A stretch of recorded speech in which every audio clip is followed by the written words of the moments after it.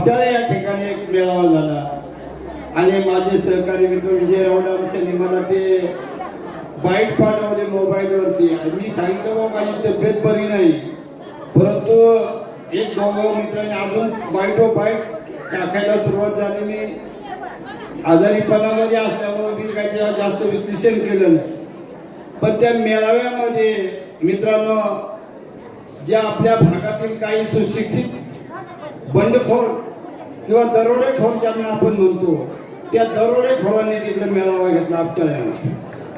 आणि त्या दरोडेखोरांनी मेळावा घेत असताना सांगितलं काय तर तुमची आदिवासी इतकी गावं तुमच्या आदिवासीमध्ये तुमच्या अपडेटांमध्ये वेगवेगळ्या विभाजन होईल, परंतु मित्रांनो असं कुठलाही प्रकार नाही. आज पोपटराव ते असतील, देवराम दांडे असतील किंवा असतील का माझ्या अगोदर नांगरे गुजे बोलून गेले, आपल्या मतदारसंघातून जे पिंपळगाव सिद्धनाथ पासून इकडे जरी पार आपल्या तांब्यापासून आपल्याला बिबटाळे या परिसरामध्ये ओपन समाजाचे सुद्धा आमचे भाऊबंद आहे. त्यांचं आणि आमचं रक्त एक आहे, त्यांचं आणि आमचं नातं एक आहे. यांना त्याची जाण सुद्धा नाही. माणसं भापवायचं काम केलं की वय आदिवासी नुसते आदिवासी घेऊन नसतात. मित्रांनो कुठल्याही ओपन समाजाच्या कार्यकर्त्याच्या घरी कुठलाही कार्यक्रम असू द्या तिथं आम्ही जातीने हजर असतो. म्हणजे असं कुठलाही नाही की वो ते मराठी आहेत हे आदिवासी आहेत हे अमके तमके, कधी जाती भेद पाळलेले माणसं आम्ही नाही. परंतु यांनी समाजामध्ये दुई निर्माण करून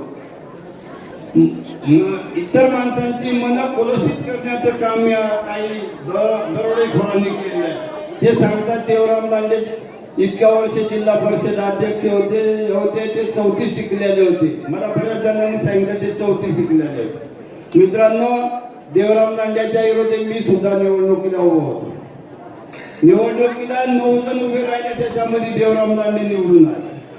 देवराम दांडे निवडून आले त्यावेळेला मौल भागामध्ये तुळशीराम भोईर साहेब होते.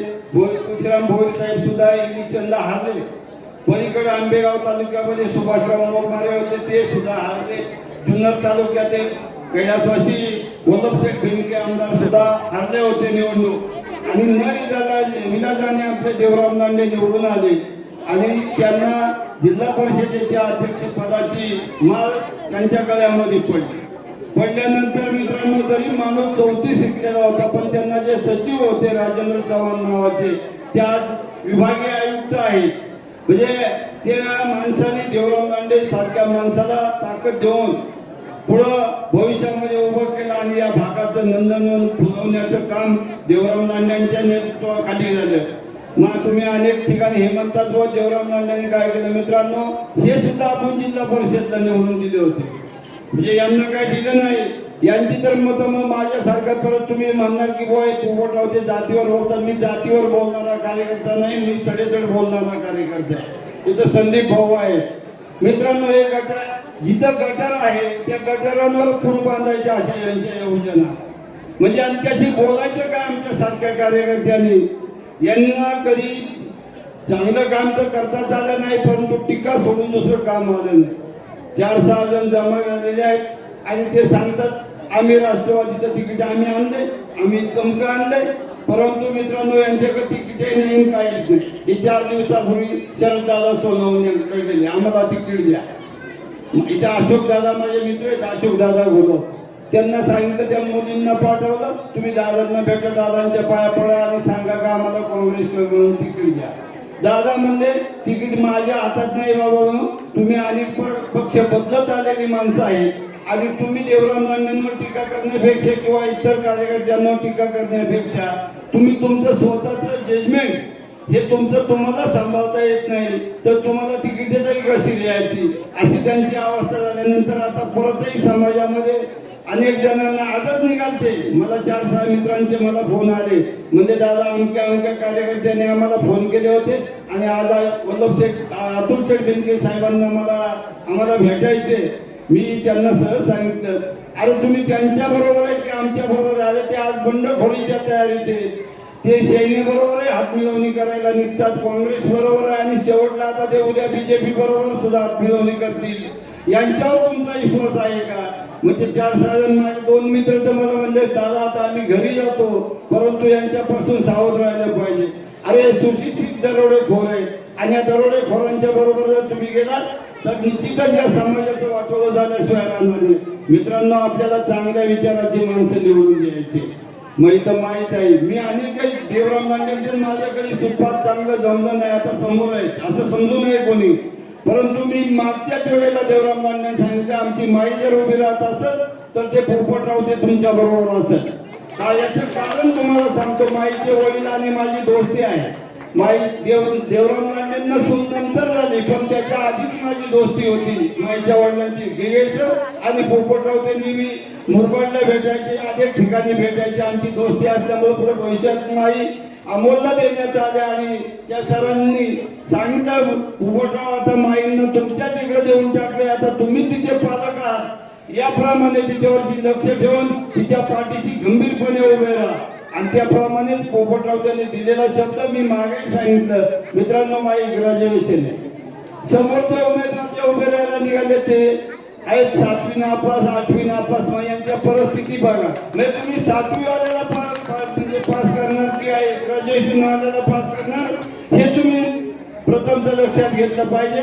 आणि अशा ज्या ताई तिन्ही ताई उभ्या आहेत, माझी सुद्धा भाऊजाई तिकीट मागते, म्हणजे अजून यांना जरी तिकीट फिक्स झालं नसेल तर आमची सुद्धा विद्या रावते आहे, गायत्री रावते आहे.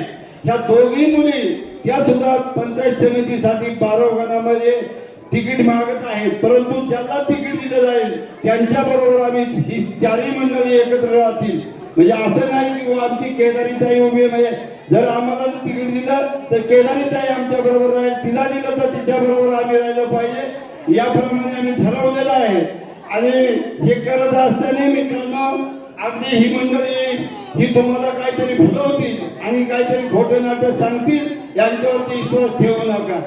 यांच्यावर विश्वास ठेवून आजपर्यंत तुम्हाला नुसते बनवलेलं आहे. 4-6 जण गाडीत बसतात, फक्त एकाने 4 मोबाईल घेतले आणि 4 जणांचे ते सिम कार्ड टाकले. त्याच्यावर देवराम लांडेंनी पोपटराव त्याला फॉरवर्ड केलं की मी लगेच 25 जणांना पुढे फॉरवर्ड करायचं असे यांचे धंदे. आणि ही माणसं बनवी करणारी माणसं आहेत. मग आता हे नांगरेवानी मग अगोदर सांगितलंय गुरुजींनी की यांची जी टीम आहे ती टीम जर बघितली तर ती टीम म्हणजे डोक्याबाहेर गेलेली टीम आहे. आणि त्याच्या अतुल शेट्टे जातात. अरे अतुल शेट्टे माझं 35 वर्षाचे संबंध आहे. अतुल शेट्टे वडील आमदार होते, ते पोपटराव ते त्यांचा कार्यकर्ता होता. अतुल शेट्टे आमच्या बरोबर आहेत आणि हे इकडे बनवतात. ते पोपट मामा तिकडे आहेत, देवराम लांडे अरे आम्ही दोघेही बरोबर आहेत. म्हणजे समजू नये की व दोघेही बरोबर आहेत. आता त्यांनी मागे सांगितलं देवराम लांडे मुलं अतुल शेट पडले. अरे तुम्हीच अतुल शेटला चुकीचा मार्ग दाखवला, देवराम लांडेला बाहेरच्या रस्त्याला पाठवलं. देवराम लांडेचं आणि अतुल शेटचं चांगले संबंध होते. वल्लभ शेट नेहमी म्हणायचे की माझी 2 मुलं 3 मुलं, तसं हा आमचा देवराम सुद्धा 4था आहे. आणि म्हणजे देवराम लांड्यावर सुद्धा अतुल वल्लभ शेट बेनके साहेबांनी भरपूर असं म्हणजे योगदान दिलेलं आहे. देवराम लांड्यासारख्या माणसाला या 13 तालुक्याचा अध्यक्ष बनवायचं काम त्या बेनके कुटुंबांमुळे झालेलं आहे. आणि ते तुम्ही आम्ही सर्वांनी बघितलेलं आहे. तेव्हा मित्रांनो, हे देवराम लांडेंनी जी बांधलेली कामं आहेत, जे रस्ते असतील, शाळा असतील, तुमचे पिकअप शेड असतील किंवा तुमचं ताळपत्रे असतील, अनेक काही जे प्रकार आहेत ते सर्वच प्रकार म्हणजे इथे वाचण्यासारखे नाहीत. तेव्हा आपण या म्हणजे स्वराज्य ग्रुप ठांगोगाव सदस्य सागर राजाराम फुले हे सुद्धा या कार्यक्रमाच्या निमित्ताने उपस्थित आहेत. रामदास हिरामन फुले अध्यक्ष हे सुद्धा या कार्यक्रमाच्या निमित्ताने उपस्थित आहेत. मित्रांनो, माझं गाव जरी तांबेगाव ह्याच काही गावांनी माझं गाव म्हणजे मुळात पाडळीकरणामध्ये माझं गाव होतं म्हणजे 12 मध्ये. परंतु ठाकरे आधी घाटकर म्हणजे वाघाच्या नादी लागायचं त्यांना इतकं ते सोपं नाही. मी वाघच आहे. मी त्यांना नेहमी सांगतो माझ्या बापाने तालुक्यामध्ये वाघ नाव कमवलंय आणि त्याची मी अवलाद आहे. यांना अजून ते माहीत नाही की हा वाघ तुम्हाला निश्चित चावा घेतल्याशिवाय राहणार नाही आणि तुम्हाला समाजातून बाहेर फेकल्याशिवाय राहणार नाही. येणाऱ्या या आपल्या जिल्हा परिषद निवडणुकीला आपण सर्व बंधू भगिनींनी या ज्या उमेदवारांना तिकीट राष्ट्रवादी पक्ष देईल त्याच्या पाठीशी खंबीरपणे उभा राहून यांना भरघोस मताने विजय करावा एवढीच अपेक्षा करून थांबतो. जय हिंद, जय महाराष्ट्र, जय आदिवासी.